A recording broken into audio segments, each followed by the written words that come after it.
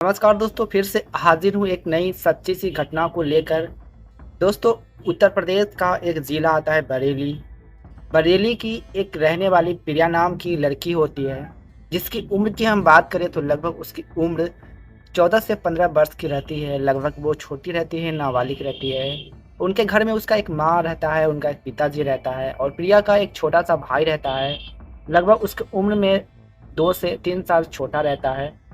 और दोस्तों, प्रिया 14 से 15 वर्ष की रहती है और उसके पिता डेली शाम की तरह वो बाज़ार में ठेले लेकर जाकर वो कचरी, आलू सब बेचने का काम करते थे। प्रिया भी डेली शाम को अपने पिताजी के साथ हाथ बटाने के लिए जाया करती थी और इस बीच दोस्त अपने पापा की डेली की तरह शाम में वो अक्सर हाथ बटाने जाया करती थी। ऐसे ही दोस्तों समय गुज़रता जाता है। एक दिन ऐसा उसके प्रिया के घर में ज़िंदगी में अकाल पड़ता है। इस तरह से उसकी ज़िंदगी घर में इस तरह से तबाह होता है कि किसी ने दोस्तों सोचा भी नहीं होगा। दोस्तों, प्रिया की जो माँ थी वो अचानक बीमारी के कारण निधन हो जाती है और हो जाती है तो प्रिया के घर की सारी ज़िम्मेवारी हो जाती है। जैसे कचरी का दाल पीसना, सारा कुछ उसकी माँ पीसती थी, जिससे वो प्रिया पिताजी की दुकान पर लेकर शाम में जाती थी और वो कचरी वहाँ पर मिलकर छानती थी और ग्राहक कस्टमर को अक्सर खिलाती थी। प्रिया सुंदर, काफ़ी हॉट सुंदर लड़की थी। भले ही वो 14 साल की थी, लेकिन मोटे तंदुरुस्त थी। और इस बीच दोस्तों, उसके माँ के जाने के बाद प्रिया की घर की ज़िम्मेवारी पूरी हो जाती है।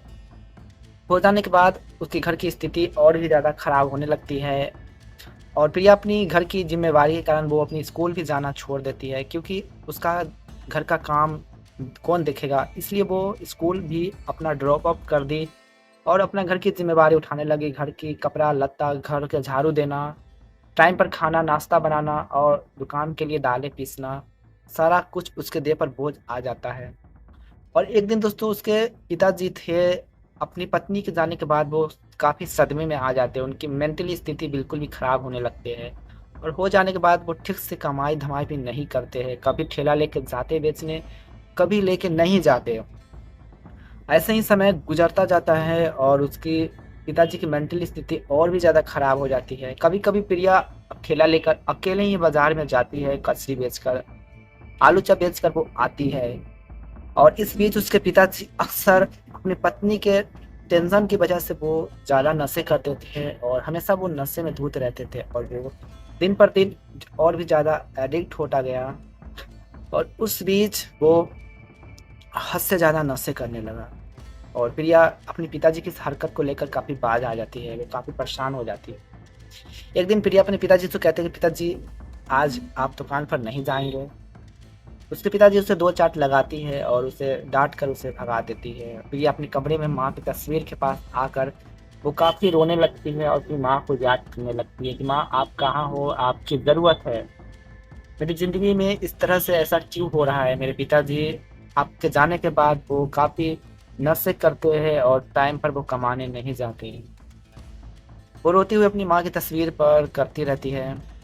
तभी दोस्तों, उसके पिताजी उस कमरे में आते हैं और उस दिन वो काफ़ी नशा की हुई थी। लगभग रात का 9 बज रहा था और प्रिया खाना उस दिन माँ के जाने के बाद और पिता की सुबह की डाँट के बाद वो खाना ठीक से नहीं बनाती है और अपने पिताजी को खाना लगाती है।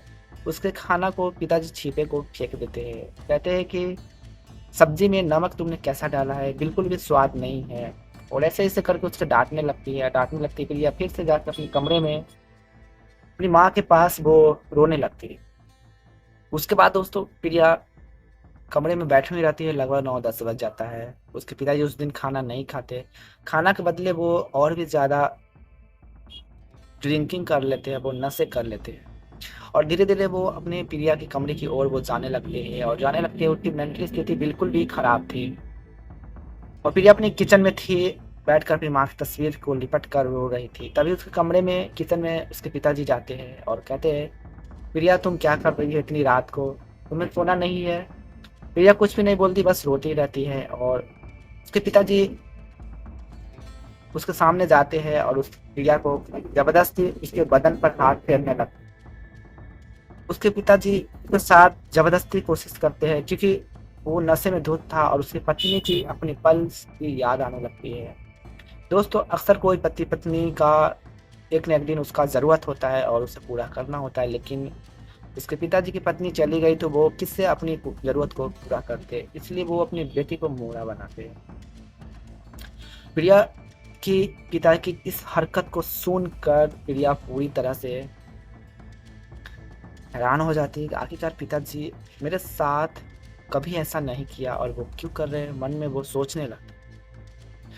तुरंत दोस्तों प्रिया अपने पिताजी को कहते हैं कि पिताजी मुझसे आप दूर रहे तो ठीक है, नहीं तो बहुत बुरा अंजाम होगा। तो उसके पिताजी नशे में इतने ज़्यादा धुत था, पागल था कि वो अपनी प्रिया को साथ ज़बरदस्ती करने लगते हैं।